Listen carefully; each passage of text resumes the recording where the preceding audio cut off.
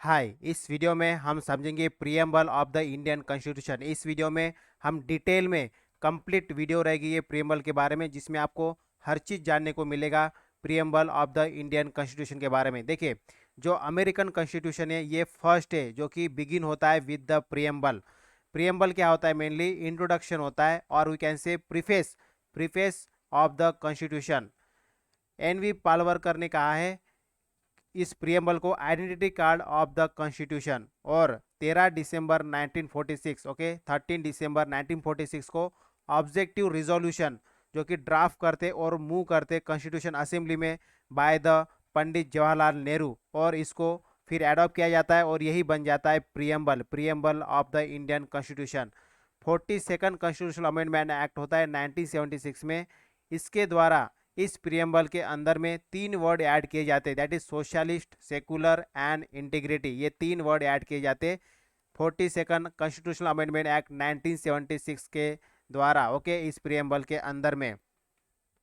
Then अभी हम preamble को थोड़ा समझ लेते हैं। देखिए, प्रियम्बल के अंदर क्या लिखा है? We the people of India having solemnly resolved to constitute India into sovereign, socialist, secular, democratic and republic, and to secure to all its citizen justice, liberty, equality, fraternity. अभी इसके बाद जो आने वाले स्लाइड होंगे उसमें सब में हम वन बाय वन सोशलिस्ट का क्या मीनिंग है, उसके बाद सोवेरेनिटी का क्या मीनिंग है, सोशलिस्ट का क्या मीनिंग है, सेकुलर क्या होता है, democratic, republic, justice, liberty, equality, fraternity, okay fraternity, ये सभी को हम वन बाय वन देखेंगे। तो देखिए, justice of social, social, economic and political, then liberty of thought, expression, belief, faith and worship, equality of status, opportunity and promote to among them all, then fraternity assuring the dignity of individual and integrity of the nation, then on 26th day of November 1946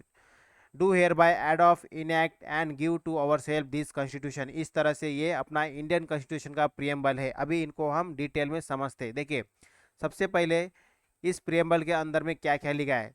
source of authority बताई गई है जो कि people of India है। इस preamble में हमें constitution, okay constitution में जो अथॉरिटी बताई गई है, या through that preamble, okay mainly preamble के अंदर जो अथॉरिटी बताई गई है वो है people of India. Then nature क्या बताया इंडियन स्टेट का? Sovereign, socialist, secular, democratic and republic. Objective क्या होगा एक कॉन्स्टिट्यूशन का? That is to provide justice, liberty, equality and fraternity. इसको एडॉप्ट करते 26 नवंबर 1949 को। ये क्या है? कॉन्स्टिट्यूशन को एडॉप्ट करने का डेट है। तो इस तरह से हमारे प्रियम्बल के द्वारा संविधान के अंदर में क्या लिखा है ये कंप्लीट डिटेल यहाँ पे बताया गया है। ठीक है, एक तो source of authority, nature of Indian state किस तरह से होगा, ऑब्जेक्टिव किस तरह से, ऑब्जेक्टिव क्या है इंडियन कॉन्स्टिट्यूशन का, देन डेट ऑफ एडॉप्शन क्या होगा। अब इनको हम वन बाय वन समझते हैं। सबसे पहला है सोवेरेन। सोवेरेन का मतलब क्या होता है? Neither depend not domain of any other nation, जो कि मतलब इंडिपेंडेंट होगा। सोवेरेन मतलब क्या होता है? इंडिपेंडेंट, किसी के ऊपर डिपेंड नहीं होगा और किसी के भी डोमेन, ओके डोमेन में नहीं आएगा ये।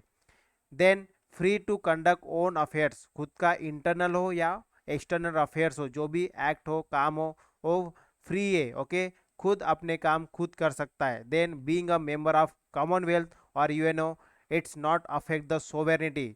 जैसे बोला जाता है कि इंडिया ने कॉमनवेल्थ की मेंबरशिप एक्सेप्ट किया है तो वो मतलब पूरी तरह से सोवेरेन है, नहीं ऐसा नहीं है। By accept in the commonwealth membership हो या यूएन नेशन की मेंबरशिप हो, इंडिया क्या है? सोवेरेन है। और इसको, ये जो इंडिया है ये एक्वायर कर सकता है फॉरेन टेरिटोरी, और सीड भी कर सकता है कुछ part two the foreign state के लिए भी। ठीक है, इस तरह से सोवेरेन का मीनिंग होता है। सोवेरेन मतलब होता है इंडिपेंडेंट, किसी के ऊपर डिपेंड नहीं होगा, और not domain of the other nation, दूसरी नेशन का भी डोमेन नहीं होगा। ठीक है, अब बात करते हैं हम सोशलिस्ट का क्या मीनिंग होता है। ये जो वर्ड है सोशलिस्ट ये ऐड किया गया 42nd कॉन्स्टिट्यूशनल अमेंडमेंट एक्ट 1976 से, इसको ऐड किया गया प्रियम्बल के अंदर में। ये जो सोशलिस्ट वर्ड है इसको प्रियम्बल में ऐड किया गया 42nd कॉन्स्टिट्यूशनल अमेंडमेंट एक्ट 1976 में। जो डीपीएसपी है, that is directive principle of state policy, ये मेनली रिफ्लेक्ट करते हैं socialist nature of the Indian constitution. जो डेमोक्रेटिक सोशलिज्म जो अपना देश है इसका क्या मतलब होता है, nationalisation of production and distribution. मतलब ये कि जो भी अपने देश में जो भी प्रोडक्शन होगा और उसका जो डिस्ट्रीब्यूशन होगा वो सबके लिए इक्वल होगा, नेशनलाइज होगा, पूरे देश के लिए होगा। ठीक है, ये हो गया डेमोक्रेटिक सोशलिज्म। तो डेमोक्रेटिक सोशलिज्म के अंदर हमने मिक्स इकोनॉमी का अपनाया, जिसमें प्राइवेट एंड पब्लिक दोनों कंबाइनली ओके साथ मिलके काम करते और देश के सोशलिस्ट फीचर्स को आगे बढ़ाते। देन सेकुलर वर्ड क्या है, देखिए सेकुलर भी 42nd कॉन्स्टिट्यूशनल अमेंडमेंट एक्ट 1976 में ऐड किया गया प्रियम्बल के अंदर में। और इससे क्या मतलब होता है कि सभी को, जितने भी धर्म है देश के अंदर में, सबको सेम स्टेटस और सपोर्ट मिलेगा स्टेट से द्वारा। ओके, मतलब जो इंडियन स्टेट है या जो इंडियन गवर्नमेंट है वो सबको समान स्टेटस और समान सपोर्ट, सेम सपोर्ट प्रोवाइड करेगा टू ऑल रिलीजन। ये होता है सेक्युलर इंडियन कंटेक्स्ट में। देन डेमोक्रेटिक क्या होता है, डेमोक्रेटिक का मतलब होता है कि जो लोग हैं वो क्या है, सुप्रीम पावर पजेस करते हैं देश के अंदर में। जो सुप्रीम पावर है वो देश के पास है, दैट इज डेमोक्रेटिक। क्योंकि डेमोक्रेसी क्या है, दो टाइप की होती है, डायरेक्ट एंड इनडायरेक्ट, दो टाइप की डेमोक्रेसी होती है। तो डायरेक्ट डेमोक्रेसी भी मेनली चार टाइप की होती है, that is referendum, initiative, recall and plebiscite. और जो इनडायरेक्ट डेमोक्रेसी है ये दो टाइप की होती है, present representative okay and representative democracy.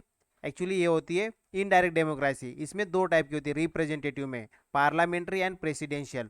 Presidential जो यूएस के अंदर में, और पार्लियामेंट्री ये ब्रिटेन में, जो कि इंडिया ने भी इसको एक्सेप्ट किया। तो इंडिया के अंदर किस टाइप की डेमोक्रेसी है, पार्लियामेंट्री टाइप डेमोक्रेसी है, जो मेनली क्या है, रिप्रेजेंटेटिव डेमोक्रेसी है। तो इंडियन डेमोक्रेसी के जो क्या कैरेक्टर है वो क्या क्या है, एक तो पार्लियामेंट्री है, रूल ऑफ लॉ है, क्योंकि प्रोसीजर एस्टेब्लिश बाय लॉ से ही पार्लियामेंट मतलब लेजिस्लेचर कानून बना सकता है। जुडिशियरी भी इंडिपेंडेंट है। देन यूनिवर्सल एडल्ट फ्रेंचाइज है एंड नो डिस्क्रिमिनेशन होता है, मतलब किसी भी ग्राउंड पे कोई डिस्क्रिमिनेशन नहीं होता है। तो ये हो गया मेनली डेमोक्रेसी के बारे में। अब बात करते हैं हम रिपब्लिक। रिपब्लिक क्या होता है, जो हेड ऑफ द स्टेट होता है वो इलेक्टेड होता है किसी फिक्स टर्म के लिए, इसको बोला जाता है रिपब्लिक। और मोनार्क क्या होता है, जिसमें head of the state either king होता है या क्वीन होता है। तो इंडियन पॉलिटी में क्या है, जो हेड ऑफ द स्टेट है वो कौन है, प्रेसिडेंट है।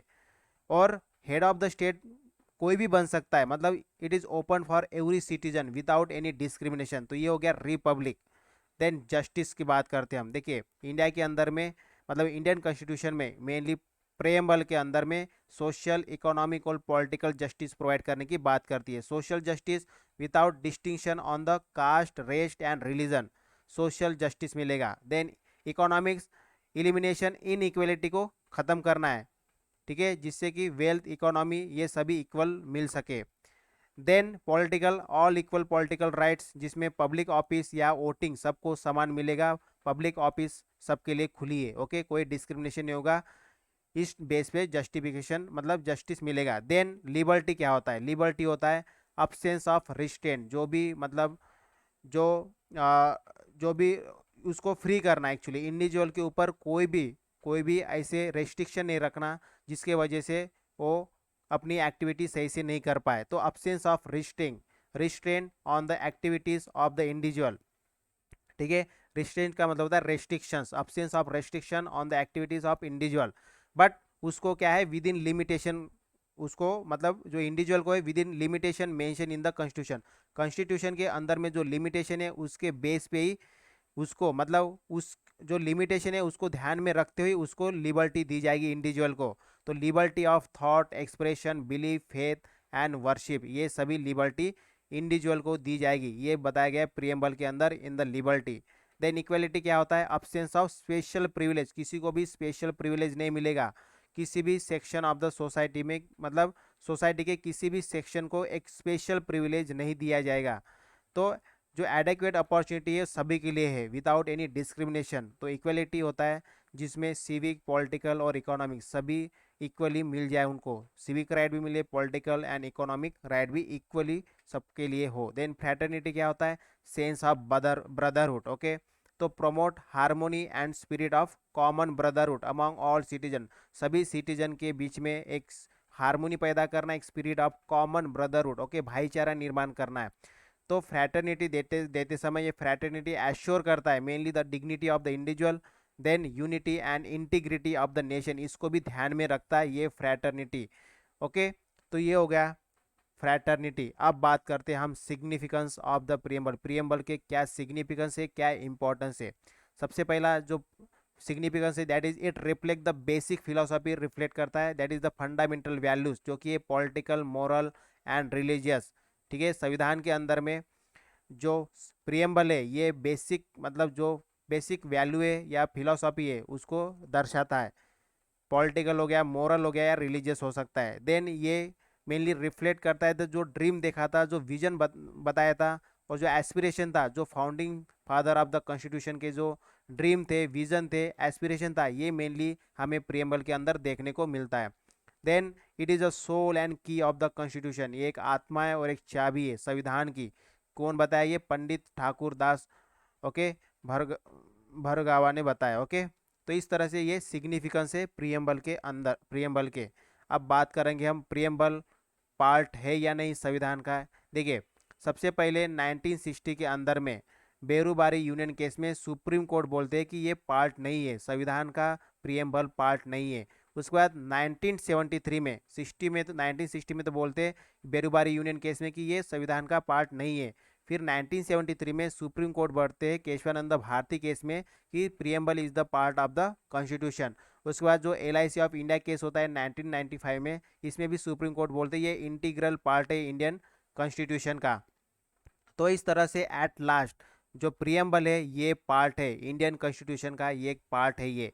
और दूसरी चीज़ ये ध्यान में रखना है, इसमें neither a source of power है ये और नॉर प्रोहिबिशन करता है okay power of the legislature के, लेजिस्लेचर का ये सोर्स ऑफ पावर नहीं है और इनको कोई प्रोहिबिशन नहीं करता है, मतलब इनको कोई रेस्ट्रिक्शन नहीं डालता है ये प्रियम्बल।